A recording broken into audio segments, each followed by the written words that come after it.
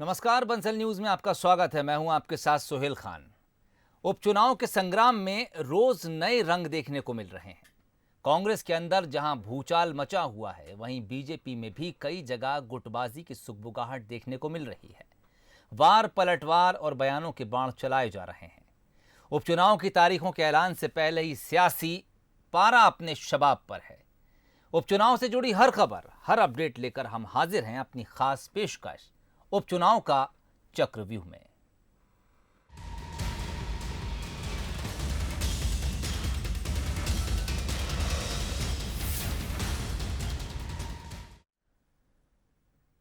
कांग्रेस विधायकों के टूटने का सिलसिला लगातार जारी है और कांग्रेस विधायक बेहद गोपनीय तरीके से बीजेपी में शामिल हो रहे हैं।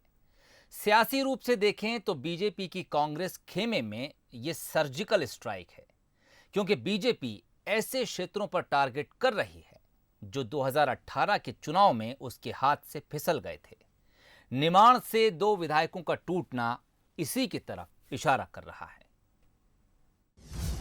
नारायण पटेल ने छोड़ा हाथ का साथ, कांग्रेस मुक्त हुआ पूर्वी निमाड़। क्या पश्चिम निमाड़ में लगेगी सेंध? बीजेपी की सियासी सर्जिकल स्ट्राइक। सर्जिकल स्ट्राइक का मतलब टारगेट को उसके इलाके में जाकर हिट करना। जिस तरीके से निमाड़ के 2 कांग्रेस विधायक बीजेपी के पाले में आए हैं, इसे जानकार बीजेपी की सर्जिकल स्ट्राइक ही कह रहे हैं। आंकड़ों पर नजर दौड़ाएं तो पूर्वी और पश्चिम निमाड़ की कुल 16 विधानसभा सीटें हैं। पूर्वी निमाड़ में बुरहानपुर और खंडवा जिले आते हैं और सीटों की संख्या 6 है। बुरहानपुर जिले की 2 सीटें हैं तो खंडवा जिले की 4 विधानसभा सीटें हैं। कांग्रेस के पास बुरहानपुर जिले की नेपानगर सीट थी। सुमित्रा कासडेकर इस सीट से इस्तीफा दे चुकी हैं। वहीं खंडवा जिले की एकमात्र मानधाता सीट कांग्रेस के खाते में थी। नारायण पटेल के बीजेपी में आने से अब वो भी खाली हो चुकी है, यानी पूर्वी निमाड़ कांग्रेस मुक्त हो चुका है। ये भारतीय जनता पार्टी ये क्यों कर रही है? कर्नाटक में क्यों किया गया? राजस्थान में क्यों किया जा रहा है? प्रदेश में, मध्य प्रदेश में क्यों हो रहा है? अरे एक सरकार जिसको जनता ने सुना, जनता के मैंडेट से हम बनकर आए हैं, आपकी मेहरबानी से नहीं, प्रदेश की जनता ने चुनकर मुख्यमंत्री कमलनाथ जी को बनाया था। और उसके बाद आप ये करते कर एक स्टैब्लिश सरकार को आप, जनता के मैंडेट को आप अमान्य कर रहे हैं। ये स्पष्ट है इससे। पश्चिम निमाड़ की बात करें तो बड़वानी और खरगोन जिले की कुल 10 सीटें हैं। बड़वानी की 4 सीटों में से 3 कांग्रेस के पास और 1 पर बीजेपी काबिज है। खरगोन की 6 सीटों में से 5 कांग्रेस के पास हैं और 1 पर निर्दलीय का कब्जा है। निमाड़ क्षेत्र में अरुण यादव कांग्रेस का एक बड़ा चेहरा है।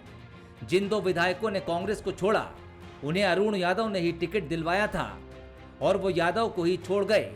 विधायकों के बीजेपी में जाने से अरुण यादव आहत हैं, मगर इसी बीच निर्दलीय विधायक सुरेंद्र सिंह शेरा ने एक बयान दिया है।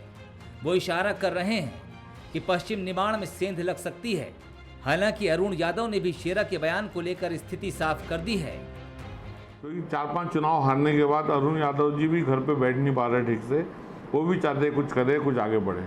हाँ, यूपी से चल रहा है, उनका पेपर में भी आ रहा है और अभी इलेक्ट्रॉनिक मीडिया में भी सुनने में आया है कि यूपी से उनको बीजेपी से राज्यसभा में भेजने की तैयारी चल रही है। और शर्त यही कि 2-3 एमएलए उनके जो यहाँ पर और है, खरगोन, खंडवा, बड़वानी साइड में, उसको और वो बीजेपी ज्वाइन करा सके। कि अरुण यादव एक कांग्रेस का बहुत छोटा सा सिपाही है, जिसका पूरा परिवार कांग्रेस के साथ में रहा। पूज्य स्वर्गीय पिताजी ने पिछले 50 सालों से इस कांग्रेस की हमने सेवा की है। कांग्रेस ने मुझे, मेरे परिवार को बहुत कुछ दिया है। मैं कांग्रेस पार्टी का दिल से आभार व्यक्त करता हूं। और हम दोनों भाई, अरुण यादव और सचिन यादव, कांग्रेस पार्टी के छोटे सिपाही हैं और हम लोग मरते दम तक कांग्रेस के साथ में रहेंगे।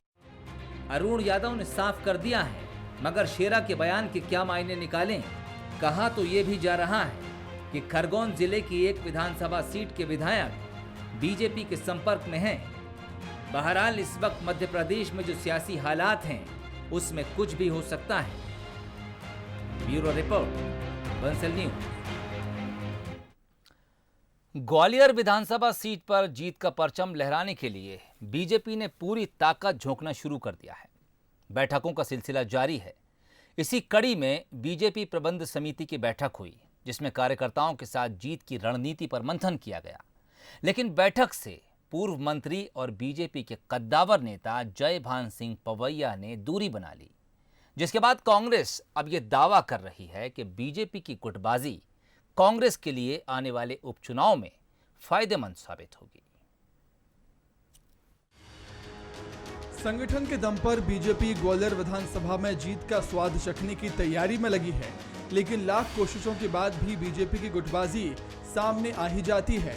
इस बार गुटबाजी का तड़का ग्वालियर विधानसभा क्षेत्र की प्रबंध समिति की बैठक में लगा।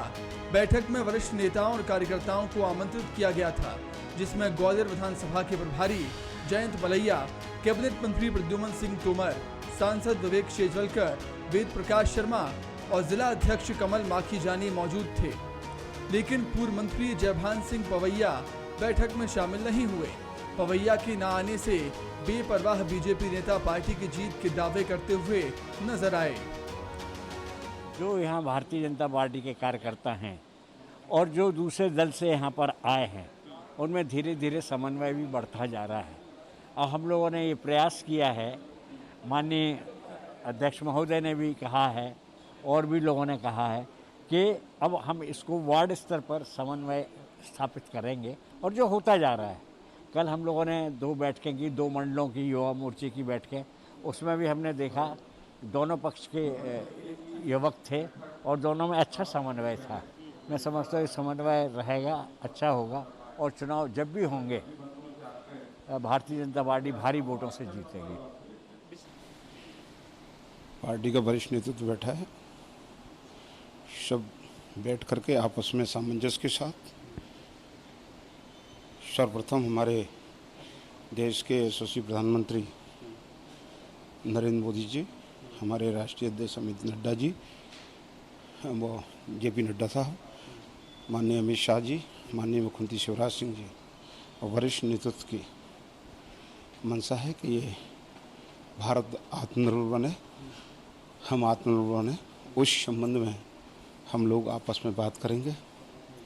दूसरा, कोरोना वायरस महामारी से किस तरीके से हम उससे पे फतेह पाएं, उसके लिए चर्चा।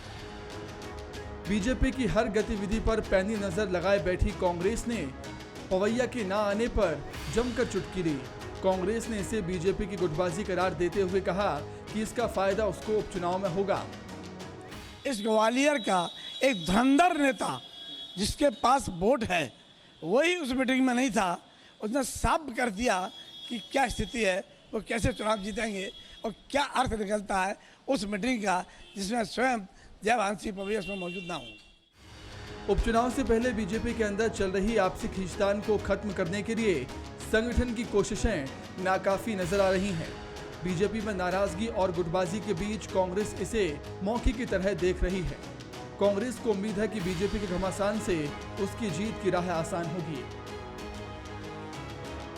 प्रहलाद सिंह, बंसल न्यूज, ग्वालियर। उपचुनाव में प्रदेश की सबसे चर्चित सीट मानी जा रही सांवेर की सियासत में धर्म का तड़का लग रहा है। बीजेपी और कांग्रेस दोनों ही धर्म की पताका लेकर जनता की नब्ज टटोलने की कोशिश में जुटे हुए हैं। बीजेपी ने जहां हर हर मोदी, घर घर तुलसी का नारा दिया है, वहीं कांग्रेस ने भी जनता के बीच जगह बनाने के लिए हर हर महादेव, घर घर महादेव अभियान की शुरुआत कर दी है। सांवेर में किस तरह से बीजेपी और कांग्रेस धर्म के जरिए उपचुनाव का माहौल तैयार करने में जुटे हैं, देखिए हमारी ये खास रिपोर्ट। सांवेर में धर्म के नाम पर सियासी घमासान। कांग्रेस ने शुरू किया घर घर भोलेनाथ अभियान। बीजेपी ने घर घर तुलसी के जरिए संभाला मैदान। हिंदुस्तान की राजनीति में धर्म हमेशा से बड़ा फैक्टर रहा है। सियासी दल अपने फायदे के लिए धर्म का तड़का लगाने से गुरेज नहीं करते। सांवेर के रण में बीजेपी और कांग्रेस दोनों ही धर्म की राह पर आगे बढ़ते दिखाई दे रहे हैं। बीजेपी ने जनता की नब्ज टटोलने के लिए हर हर मोदी, घर घर तुलसी अभियान की शुरुआत की, तो कांग्रेस ने भी भोलेनाथ की भक्ति का सहारा ले लिया। कांग्रेस ने हर हर भोलेनाथ, घर घर भोलेनाथ अभियान का आगाज कर दिया है। अभियान के तहत घर घर जाकर शिवलिंग का वितरण किया जा रहा है। धर्म के नाम पर मतदाताओं को जोड़ने की इस कवायद पर दोनों दल मौन हैं। उनका कहना है कि भगवान की भक्ति के पीछे कोई राजनीतिक मकसद नहीं है। महिला मोर्चा के एक बड़े अभियान घर घर तुलसी हर हर मोदी, इंदौर महिला मोर्चा सांवेर क्षेत्र के 314 ही बूथ पर पांचों ही मंडलों में इंदौर विधानसभा के सभी विधायकों के साथ उनके नेतृत्व में उनकी अपनी विधानसभा की बहनों की टीम बनाकर उन पांचों मंडलों में जाएंगे और घर घर तुलसी का वितरण करेंगे। बाबा महाकाल को घरों घर स्थापित करें। 51,000 तो हम लोगों ने प्रेरण किया था और राजनीतिक से इसका कोई संबंध नहीं है। हम लोगों ने धार्मिक रूप से उनको जोड़ने का काम किया है। इसमें वोट और इसके लिए हमने कभी कोई मांग नहीं की है। वहीं बीजेपी ये भी कहती है कि हमारे पास शिव और शंकर के साथ ही कैलाश भी हैं। ऐसे में कांग्रेस के इस अभियान से बीजेपी को कोई फर्क नहीं पड़ेगा।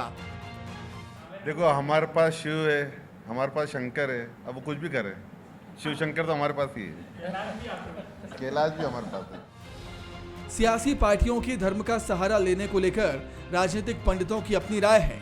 उनका कहना है कि सांवेर में धर्म के नाम पर भले ही कितनी भी राजनीति हो, लेकिन यहाँ की जनता विकास के नाम पर ही वोट करेगी। आप ये मत बोलो कि आपके तुलसी के पौधे बांटने से या शिवलिंग बांटने से। देखिए, ये धर्म जो है मेरा निहायत निजी मामला है और मेरी निहायत निजी आस्था होती है उसको लेके। आपके कहने से मैं शिव की पूजा नहीं करूँगा। मुझे अगर राम की पूजा करना है तो आपके बिना बोले भी मैं करूँगा। तो आप सोच रहे हो कि मैं धर्म के आधार पे आपको जो है वोट दे दूँगा, तो फिर आपको गीता पढ़ना चाहिए, फिर आपको बाइबल पढ़ना चाहिए, लोगों को फिर आपको ज्ञान देना चाहिए। पर आप धर्म का उपयोग अपने हित के लिए कर रहे हो और धर्म में साफ लिखा है कि जो लोग अपने हित के लिए उस उपयोग करेंगे वो कभी भी पनप नहीं पाएंगे। सांवेर में उपचुनाव से पहले भले ही तुलसी बनाम भोलेनाथ का नारा गूंज रहा हो, लेकिन ये पब्लिक है और पब्लिक सब जानती है। ऐसे में सांवेर के रण में कौन भारी पड़ेगा, ये आने वाला वक्त ही बताएगा। पीयूष पारे, बंसल न्यूज, इंदौर। जैसे जैसे उपचुनावों की सरगर्मियां बढ़ रही हैं, वैसे वैसे नेताओं के बीच बयान की तलवारें भी चलने लगी हैं। मंदसौर की सुवासरा सीट पर भी सियासी पारा अपने चरम पर है। कैबिनेट मंत्री हरदीप सिंह डंग का वीडियो वायरल होने के बाद बीजेपी और कांग्रेस के नेता अब एक दूसरे पर हमला कर रहे हैं। मंत्री हरदीप सिंह के बयान पर कांग्रेसी दंग। आखिर ये क्या बोल गए कैबिनेट मंत्री डंग? डंग के बयान पर कांग्रेस ने किया पलटवार। उपचुनाव से पहले जारी है बयानों की बौछार। अब मेरी एक इच्छा है, अभी यहाँ पर ये कांग्रेस वाले कोई भी गद्दार बोले, 226 बोले, तो उससे कहना कि तू तेरे ओरिजिनल, क्या बोलो, आगे समझ गए, तू तेरे ओरिजिनल बाप की ये बोलना कि है तो साबित करने तो। पिछले दिनों कैबिनेट मंत्री हरदीप सिंह डंग ने अपने विधानसभा क्षेत्र में जनसंपर्क के दौरान विवादित भाषा का इस्तेमाल करते हुए कांग्रेस कार्यकर्ताओं पर हमला बोला था। हरदीप सिंह डंग के इस विवादित बयान के बाद कांग्रेस ने उनके खिलाफ मोर्चा खोल दिया। सुवासरा से टिकट की दावेदारी कर रहे कांग्रेस के कार्यवाहक जिलाध्यक्ष राकेश पाटीदार ने भी हरदीप सिंह डंग के ही अंदाज में जवाब देते हुए विवादित बयान दिया। कांग्रेस नेता ने कहा कि पहले हरदीप सिंह डंग अपना डीएनए टेस्ट कराएं, उसके बाद कांग्रेस कार्यकर्ताओं से सवाल पूछें। जिस तरीके से उन्होंने कांग्रेस कार्यकर्ताओं कहा कि जो मेरे खिलाफ लिख रहे हैं कि वो अपने बाप के मुँह नहीं है या अपने बाप के औलाद नहीं है, सॉरी, उन्होंने जो शब्द का उपयोग किया है, मैं एक बात उनको कहना चाहता हूं कि ये शब्द कांग्रेस कार्यकर्ता के ऊपर लागू नहीं होता। ये शब्द स्वयं उस 35 करोड़ी गद्दार और कैबिनेट मंत्री के ऊपर लागू होता है कि बाप की औलाद कौन है। कांग्रेस कार्यकर्ता तो बाप की औलाद है, जो आज भी सड़कों पे संघर्ष कर रहा है, किसान, गरीब और मजदूरों की आवाज़ उठा रहा है। बाप की औलाद तो वो नहीं जो बीच रास्ते में माँ जैसी पार्टी को छोड़ के चले गए हैं। इसलिए मैं आप सब मीडिया के माध्यम से कहना चाहता हूं कि डीएनए टेस्ट की जरूरत 35 करोड़ी और कैबिनेट मंत्री को है कि डीएनए उनका किसका है। कांग्रेस नेता का हमला यही नहीं रुका। उन्होंने एक अखबार के हवाले से आरोप लगाया है कि पिछले राज्यसभा चुनाव के दौरान भी डंग ने क्रॉस वोटिंग की कोशिश की थी। कांग्रेस के कार्यवाहक जिलाध्यक्ष ने कहा कि मंत्री पैसे लेकर बीजेपी में गए, अगर उन्होंने पैसे नहीं लिए तो फिर कांग्रेस का हाथ क्यों छोड़ा। पूरे सबूत के साथ बोलता हूं, उसने पैसा लिया है, उसी आधार पे गया है। अगर पैसा नहीं लिया होता, अगर वो बात करता, मैं क्षेत्र की बात करता हूँ, तो सबसे पहले बताइए कि वो बार बार बोल रहा कि तुम्हारा कर्जा माफ नहीं हुआ इसलिए मैं गया, आपका मुआवजा नहीं मिला इसलिए मैं गया। मुझे एक बात बताइए कि अगर कोई शर्त होती है, अगर अपन किसी पार्टी में जाते तो उनको सबसे पहले शर्त ये रखनी थी कि मेरे क्षेत्र का जो बाकी का बचा कर्जा आप कब तक माफ करोगे, मुझे लिखित में बताइए, तो हम मानते कि उसने पैसा नहीं लिया। कैबिनेट मंत्री हरदीप सिंह डंग पर कांग्रेस की तरफ से हुए हमले के बाद बीजेपी ने भी पलटवार किया है। कांग्रेस के आरोपों का खंडन करते हुए बीजेपी ने कहा कि 25 विधायक उनके साथ आए हैं। अगर बीजेपी 35 करोड़ देती तो किस किस को देती। बीजेपी ने आरोप लगाया है कि कांग्रेस से अपने विधायक नहीं संभल रहे। पार्टी ने दावा किया है कि चुनाव की तारीखों का ऐलान होने से पहले कई और कांग्रेसी विधायक बीजेपी में आएंगे। बीजेपी ने कांग्रेस को आरोप साबित करने की भी चुनौती दी। उन सबको 35 करोड़ दिए। एक और अभी नेपा नगर की एक और बहन आ गई, उसको भी 35 दिए। एक और लोधी जी आ गए, वो भी 35 दे रहे हैं। तो भैया राकेश जी पाटीदार, अभी तुम्हारे बचे हुए विधायक उनको संभालो। ये सब बिकने वाले पार्षद हैं क्या तुम्हारी निगाह में? हरदीप सिंह डंक के लिए मैं कह सकता हूं राकेश जी कि अगर हरदीप सिंह भ्रष्ट होता ना तो विधायक पद नहीं छोड़ता और कमलनाथ जी की चाटुकारी करता। आप कह रहे हो कि पिछले राज्यसभा में उन्होंने क्रॉस वोटिंग करी एक विधायक ने, तो पहले तुम तय तो करो कि तुम्हारा वो बेईमान विधायक कौन था। हरदीप सिंह डंक नहीं हो सकता। बीजेपी को भरोसा है कि कैबिनेट मंत्री हरदीप सिंह डंग हजारों वोटों से सुवासरा से चुनाव जीतेंगे। वहीं कांग्रेस लगातार डंग की घेराबंदी करने में लगी हुई है। उपचुनाव से पहले सुवासरा में जिस तरह की बयानबाजी और आरोप प्रत्यारोप देखने को मिल रहा है, उसको देखकर कहा जा सकता है कि सुवासरा का संग्राम इस बार दिलचस्प होने वाला है। जाकिर अब्बासी, बंसल न्यूज, शामगढ़। उपचुनाव का चक्रव्यूह में फिलहाल इतना ही। तमाम अपडेट्स के लिए आप देखते रहिए बंसल न्यूज। इजाजत दीजिए, नमस्कार।